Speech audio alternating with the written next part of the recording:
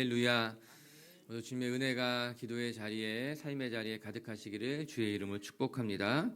먼저 광고 드리면 오늘 새벽 예배 후부터 이제 여기 본당 공사를 좀 해야 돼요. 그래서 목요일까지 우리 새벽 예배는 5층 예배당에서 드리려고 합니다. 요시아 프로젝트 한 달 동안 교회에서 하고 있습니다. 기도하고 있고 또 어제는 또 헌금을 하고 교회에 필요한 것들 보수하게 될 텐데 조금 불편하실 수도 있어요. 우리 5층까지 올라가는 것이 불편할 수도 있고 또 5층이 또 이제 예배당으로만 쓰는 곳은 아니기 때문에 편안하지 않지만 그래도 또 기도해 주시고 또 새벽 예배 본당에서 안 드린다고 기도하지 말아야겠다 생각하지 마시고 더 기도하러 오셔서 5층에서 또 같이 기도하면서 하나님의 나라 바라보는 시간 되었으면 좋겠습니다. 더불어서 우리 공사 기간 동안 사고 없이 잘 마무리될 수 있도록 기도해 주시기를 바랍니다. 오늘 온라인으로 많이들 오셨어요. 기도하는 모습이 너무나 귀하고 감사합니다. 민수기를 마무리하면서 이제 가나안 땅에 들어갔을 때에 각 지파에게 어떻게 땅을 분배해야 되는가에 대해서 이제 이야기를 하고 있습니다. 지난주에 살펴보았던 민수기 34장은 12지파의 리더들을 세우고 그들을 중심으로 이제 그 가나안 땅을 분배해야 될 것들을 말해 주었고 이제 어제 본문이죠. 35장에서는 레위인에 대한 땅의 분배에 대해서 이야기하고 있습니다. 우리 민수기 35장 7절 말씀 먼저 한번 읽어보도록 하면 좋을 것 같아요. 35장 7절인데요. 시작.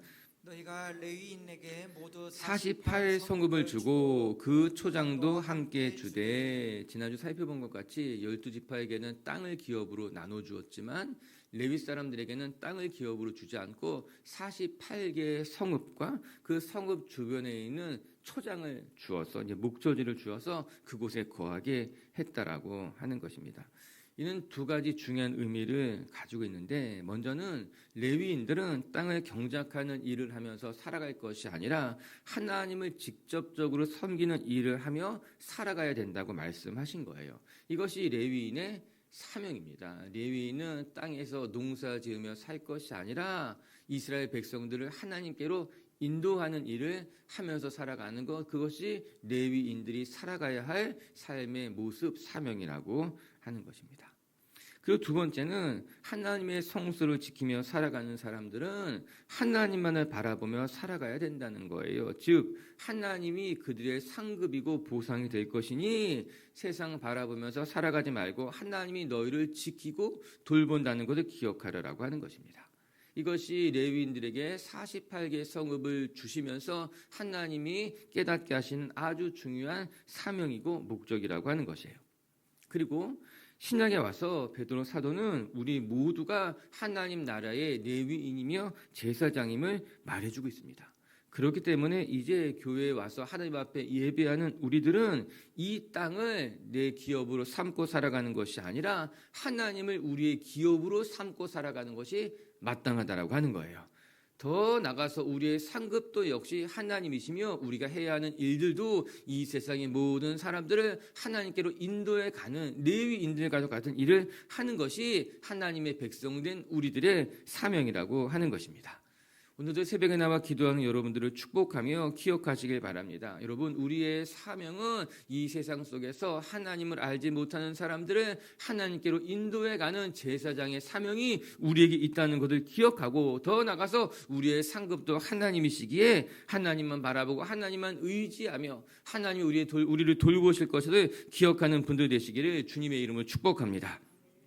자, 이제 오늘 본문은 레위인들에게 준 48개 성읍들 가운데서 6개의 도피성을 따로 떼어 놓으라는 말씀을 하고 있습니다. 오늘과 내일 이틀 동안 도피성에 대한 이야기를 하게 될 것이에요. 그리고 이 도피성 제도를 잘 들여다보게 되면은 우리가 섬기는 하나님이 어떠한 분인지에 대해서 잘 알게 됩니다.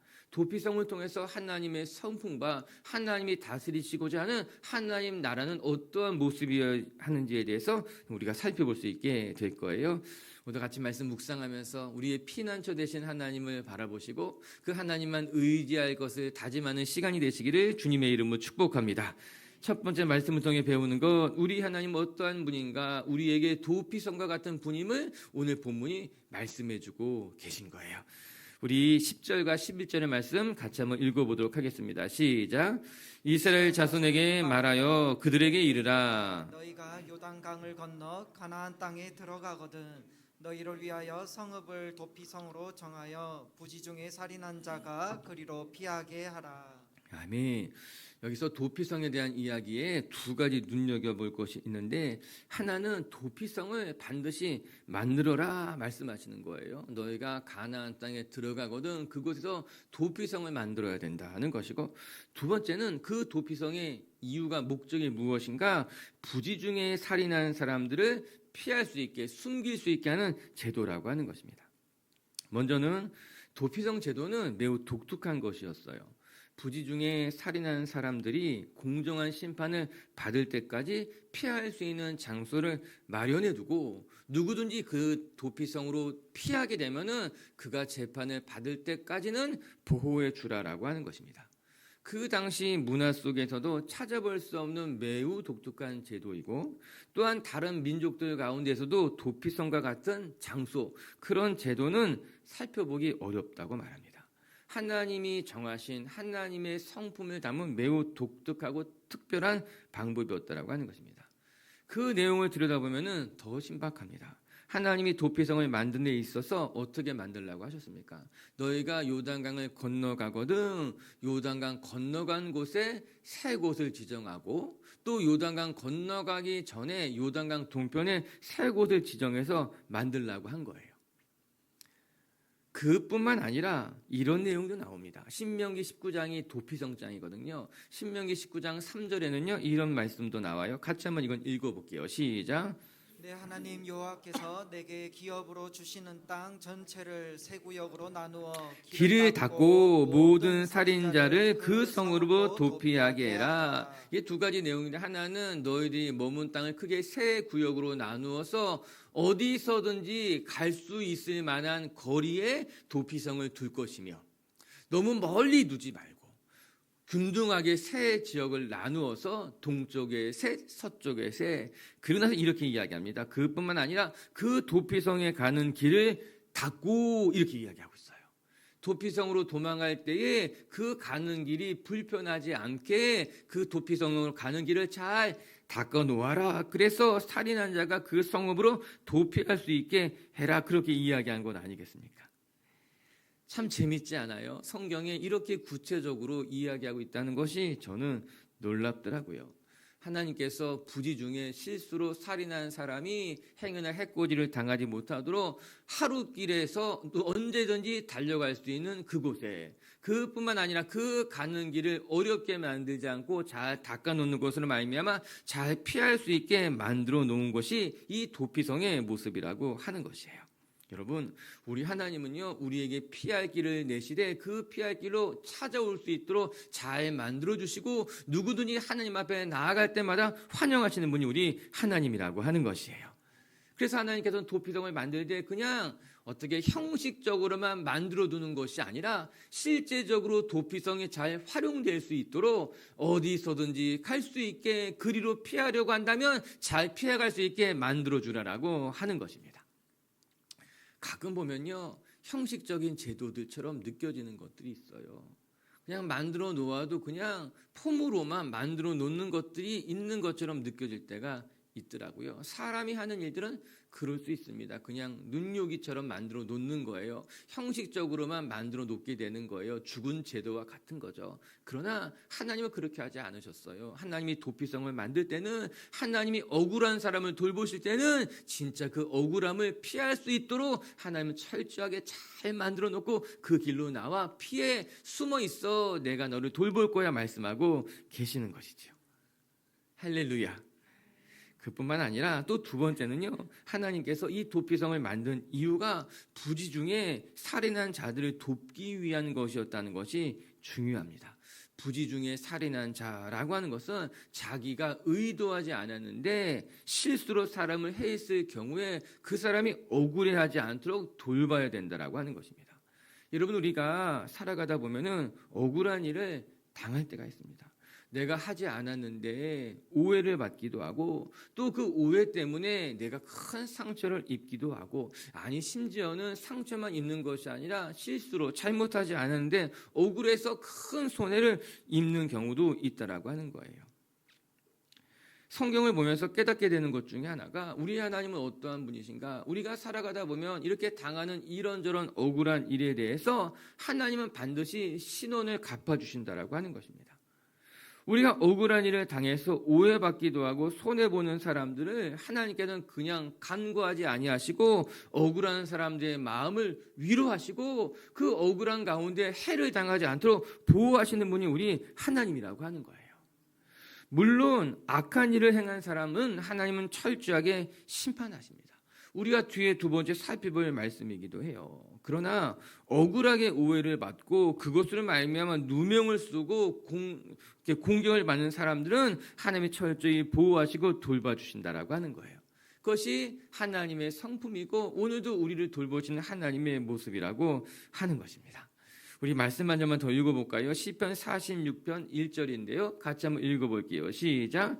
하나님은 우리의 피난처시요 힘이시니 환난 중에 만날 큰 도움이시라. 아멘. 하나님은 어떠한 분이신가? 환난 중에 만날 큰 도움이라고 하는 거예요. 내가 어쩔 수 없는 일들이 있습니다. 억울한 일 만나면요 아무리 변명하려고 해도 되지 않습니다. 내가 억울한데 속상한데도 불구하고 그것 때문에 내 삶에 큰 환난이 만날 수도 있게 되는 거죠. 그러나 그때 하나님 이야기하십니다. 우리 하나님은 우리의 피난처가 되시고 우리의 힘이 되시고 억울한 일에 환난을 당했을 때에 큰 도움이 되시는 분이 우리 하나님이라고 하는 거예요. 여러분 축복하고 싶어요. 억울한 일 당하셨습니까? 오해를 받기도 하고 내가 한 것이 아닌데 그것 때문에 내 마음에 큰 상처를 받기도 하고 여러분 기억하세요. 우리 하나님 억울한 일 당한 사람들 보호하시는 분이시고 또 때가 되면 철저하게 갚으시는 분임을 기억하시기를 바랍니다. 하나님이 우리의 피난처시요 도움이시라. 오늘도 그 하나님만 바라보고 억울해도 그냥 툭툭 털어넣으세요. 뭐 속상한 일 있어도 그것 때문에 너무 속상해하지 마세요. 때가 되면 하나님이 여러분 편이 되셔서 여러분을 도우실 것입니다. 사람이 날 좀 오해하면 어때요? 하나님이 내 편이 되셔서 나의 억울함 풀어주시는데 내가 그것 때문에 조금 손해받으면 좀 어때요? 나중에 되면 하나님이 더 크게 갚아주실 것인데. 할렐루야. 두 번째, 오늘 말씀을 통해 또 우리가 기억해야 될 것은 하나님은요 억울한 자에게는 피난처가 되시지만 또 고의로 살인하고 행악한 자들에게는 반드시 심판하시는 분이라고 하는 거예요. 우리는 공의의 하나님을 결코 잊어서는 안 됩니다. 우리 16절과 17절 말씀 한번 같이 읽어볼게요. 시작. 만일 철 연장으로 사람을 쳐 죽이면 그는 살인자니 그 살인자를 반드시 죽일 것이요. 만일 사람을 죽일 만한 돌을 손에 들고 사람을 쳐 죽이면 이는 살인한 자니 그 살인자는 반드시 죽일 것이요. 아멘. 철 연장을 들고 사람을 쳐서 죽었다면 그것은 살인을 행한 것이다. 이 이야기하고 사람을 쳐서 죽일 만한 그런 큰 돌을 들고서 사람을 쳤는데 그렇게 해서 사람이 죽게 되었다면 그건 역시도 그 사람이 죽인 것이다. 그 이야기 하고 있습니다. 이는 그가 사용한 연장을 보면 그의 마음, 고의성, 의도에 대해서 알 수 있게 된다라고 하는 것입니다. 철로 만든 연장을 들고 사람을 때렸는데 죽지 않을 거야 생각했다면 그거 잘못된 것이죠. 사람을 때려서 크게 상해를 입힐 만한 큰 돌을 들고서 사람을 쳐놓고서는 난 그렇게 다칠 줄 몰랐습니다. 난 그렇게 사람이 죽을 줄 몰랐습니다. 생각했다는 것은 변명거리가 될 수 없다라고 하는 것입니다. 내가 내 손에 들고 있었던 그 연장이 무엇인지를 들여다봐라. 그것으로 사람을 때렸는데 다치지 않겠어? 죽지 않겠어? 그건 너의 변명일 뿐이야. 즉, 그 사람이 들고 있었던 연장을 보면은 그의 의도를 알 수 있게 된다라고 하는 것입니다. 다치지 않을 것이라고 생각했다는 것은 그냥 너의 생각일 뿐이야. 너는 심판을 받아야만 해. 이렇게 이야기하고 계신 거예요. 말씀을 보면서 이런 생각을 해보게 됩니다. 우리가 철 연장은 아니지만, 우리가 돌로 만든 연장은 아니지만, 또 때로는 우리의 말로써 다른 사람에게 큰 상처를 주게 된다면, 이 말이라고 하는 것은 사람을 크게 상해할 수 있을 만한 연장일까? 그렇지 않을까? 누가 보아도 사람을 쳐서 큰 상해를 입힐 만한 그런 연장들 말고, 우리가 오늘 사용하는 우리의 입술, 혀, 우리의 말로 사람을 공격했을 때에, 그렇다면 우리의 입술은 사람을 쳐서 상해를 입힐 만한 큰 무기냐, 연장이냐? 여러분 어떻게 생각하십니까? 우리의 입술이 사람을 죽일 수 있을 만한 그런 무서운 연장일까요? 그렇지 않을까요? 저는 우리의 말도 사람을 쳐서 죽일 만한 엄청난 연장, 철이나 돌이나 나무보다도 더 심각한 연장이 될 수 있을 것만 같은 거예요. 그래서 야고보 사도는 이야기합니다. 이 작은 불이 큰 산을 태우는 것을 알지 못하느냐. 혀는 길들일 수 없나니 쉬지 않는 악이요 죽이는 독과 같은 거다. 그렇게 이야기한 것을 우리는 알 수 있습니다. 맞아요. 우리가 살아가면서 우리가 평생 철 연장이나 돌을 가지고 사람들 때릴 일이 얼마나 있겠습니까? 아마 여기 계신 분들은 평생 그런 일은 한 번도 없을 거예요. 우리가 그런 걸 들고 사람을 죽일 일은 없을 거예요. 그러나 우리가 하는 이 작은 혀, 입술의 말이 그것보다 더 독한 무기가 되어서 사람의 마음에 상처를 주고 영혼에 상처를 줄 수 있다는 것을 기억하면서 하나님 앞에 내가 내 입술과 행실을 조심해야 되겠다 생각할 수 있는 하나님의 사람들이 되시기를 주님의 이름으로 축복합니다. 말을 조심하는 것이 오늘 이 도피성의 제도를 보면서 우리가 다시 한번 기억해야 될 것이 아닌가. 왜냐하면 하나님은 그렇게 사람을 죽인 자, 고의로 의도를 가지고 사람을 죽인 사람을 하나님이 심판하신다라고 하는 거예요. 그럴 수가 있습니다. 아니 그런 의도를 가질 수도 있는 거죠. 21절 말씀 한번 읽어볼게요. 21절입니다. 시작. 아기를 가지고 손으로 쳐 죽이며 그 친자는 반드시 죽일 것이니 이는 살인하였음이라. 피를 보복하는 자는 살인자를 만나면 죽일 것이니 피를 보복하는 자는, 이것이 히브리 말로 보면 고멜이에요. 고멜 많이 들어본 말 아니에요? 기업을 물을 자예요. 그렇죠? 우리가 보아스가 기업을 물을 자라서 이제 한 거잖아요. 즉 가장 가까운 사촌인 거죠. 누군가가 그렇게 억울하게 죽임을 받았다면 고멜, 그 기업을 물을 자는 그의 가장 가까운 친족은 그에게 책임을 물어야 된다라고 하는 것입니다. 여기서 중요한 단어는 악의를 가지고, 이 단어일 것이에요. 악한 마음을 가지고 행했다면 그 사람은 그 일에 대한 책임을 반드시 져야 된다라고 하는 것입니다. 여러분, 악한 마음을 가지고 행할 때가 있습니다. 여러분이 그렇다는 것이 아니라 그런 사람들이 우리 주변에 있습니다. 그렇게 사람들에게 대하는 사람들이 있어요. 못된 마음을 가지고 내가 저 사람 좀 괴롭혀야겠다. 내가 저 사람 좀 못 살게 해야 되겠다. 악한 마음을 가지고 행하는 사람들이 있어요.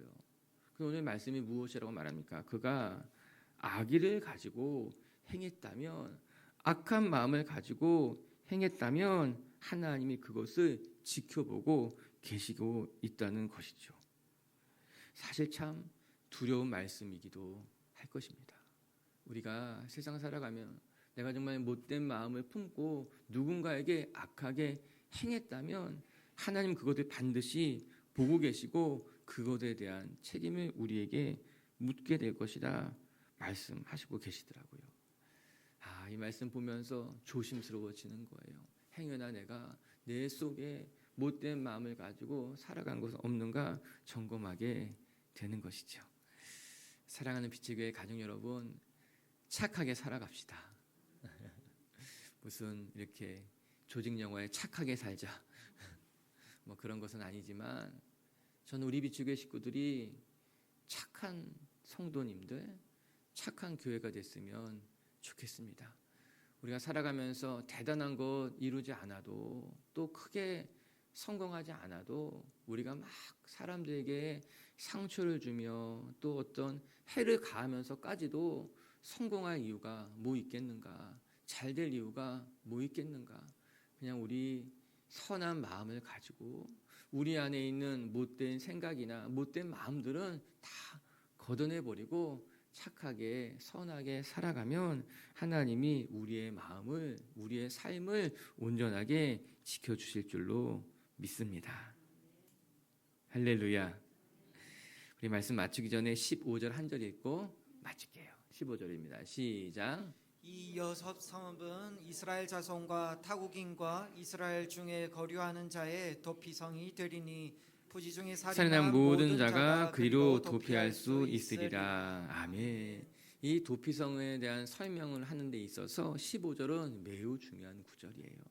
부지 중에 살인한 자가 누구든지 간에 특별히 15절은 선명하게 말합니다. 이스라엘 자손과 그리고 그가 타국인이라 할지라도 혹은 이스라엘 중에 거하는 거류자 이방인이라 할지라도 그가 도피성으로 피했다면 그를 너희는 보호해 주어야 한다라고 하는 것이에요. 사실 선민사상은 굉장히 잘못된 것이었어요. 구약에는 처음부터 너희들만이 하나님의 보호하심을 받는 자들이 아니라 너희들 가운데 있는 타국인들과 거류하는 자들까지도 하나님의 이 도피성 제도에서는 예외가 없이 하나님은 모든 사람들의 억울함을 또 모든 사람들의 피할 요새가 되신다고 말씀해주고 계시는 거예요.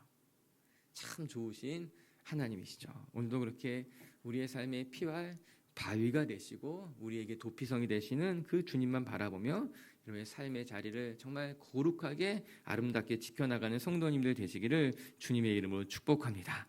말씀을 정리합시다. 이제 35장 민수기 35장에서는 레위 지파에 대한 이제 땅의 분배에 대해서 이야기하고 있는데 레위 지파는 다른 지파와는 달리 땅을 주지 않고 48개의 성읍만 주고 또 그 가운데 6개의 성읍을 도피성으로 떼어두어라 말씀하셨습니다. 이는 레위 지파는 하나님만이 그들의 상급이 됨을 기억하면서 살아가야 했기 때문인 거예요.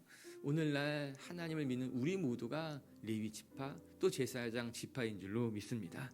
우리들도 이 세상의 기업에 우리의 마음을 빼앗기는 것이 아니라 하나님만이 나의 상급이고 기업이구나. 하나님이 내 삶을 책임지고 돌보시는구나. 기억하며 살아가는 성도님들 되시기를 주님의 이름으로 축복합니다. 첫 번째 도피성 제도를 통해서 배우는 거 하나님이 우리에게 도피성과 같은 분이 되신다.